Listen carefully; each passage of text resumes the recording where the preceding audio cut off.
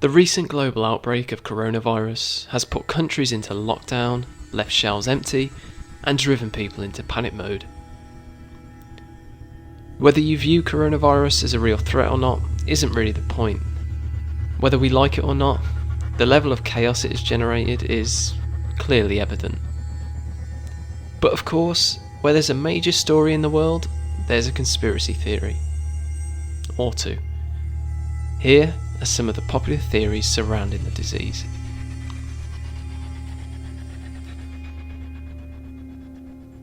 As I'm sure you're all aware, here in the UK we have free healthcare, a system that benefits everyone and draws interest from people all over the world. However, in recent years it's gone under scrutiny. A lack of staff and below par service, to name just a couple of reasons, has led many people to wonder if the NHS will soon become privatised. With coronavirus having the potential to really put a strain on the NHS and highlight its problems, could this be the justification needed to privatise it? After all, this comes only months after the Conservative Party won the general election.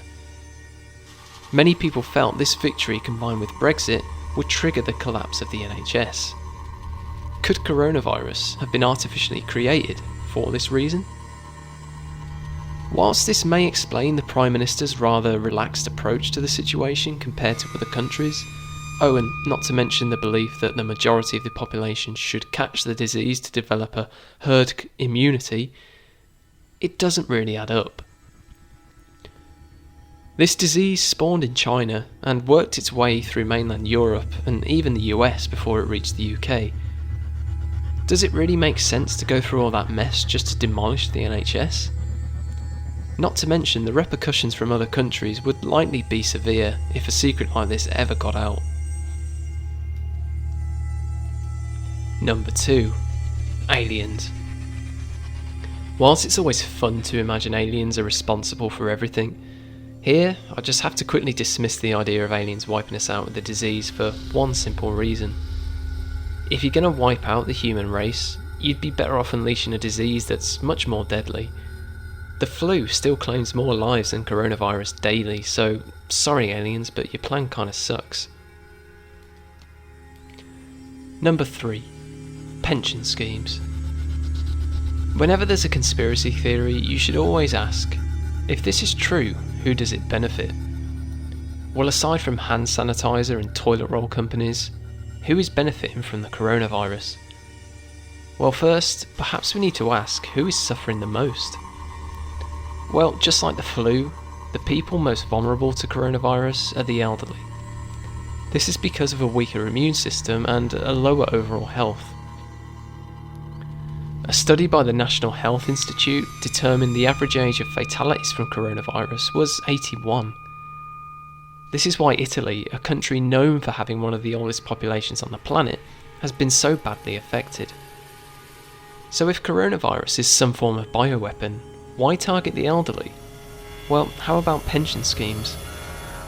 Well, surprisingly, the answer doesn't seem so far-fetched. Pensions have been the subject of a number of issues recently. Here in the UK, the average age of retirement has grown over the years, with people working themselves to death in order to get the pension they need. And considering the recent riots in France were the result of a rise in retirement age, it seems governments aren't so willing to dish out retirement money. The longer people work, the less time they'll have receiving a pension. So, unwilling to provide the public with their well-deserved pension? Just create an outbreak of a flu-like disease that will kill off those with pensions and those about to get one, leaving the young drones who will have to work even longer to get theirs. And number 4, a distraction. A wise person once told me, don't pay so much attention to what the media tell you, but instead look at what they're not informing you on. Well, unfortunately, it's a lot harder to look for things that aren't in the spotlight, so we can only really speculate that perhaps there's something major happening behind the scenes, all ready to drop. If we take one thing from all this though, it's that the media has done a fine job of blowing it all out of proportion.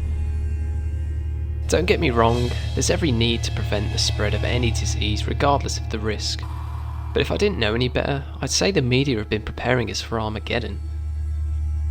It's unfortunate that this disease is claiming the lives of many loved ones, but let's not pretend that more people die from the flu every day. Whilst we can point the finger at everyone for panic buying, hoarding and fights over toilet roll, the real enemy in all of this is the media. The media have driven the vulnerable and the confused to this through fear. And whilst we do rely on them to inform us of the spread of disease, this is something else entirely. In the obvious, desperate attempt to portray the coronavirus as something far more serious than it actually is, perhaps we have to question, what is the media hiding from us? Anyway, I hope you enjoyed this video or found it interesting. Don't forget to wash your hands and self-isolate if you show symptoms of the disease. I wish you all the best in health, and I'll see you all again.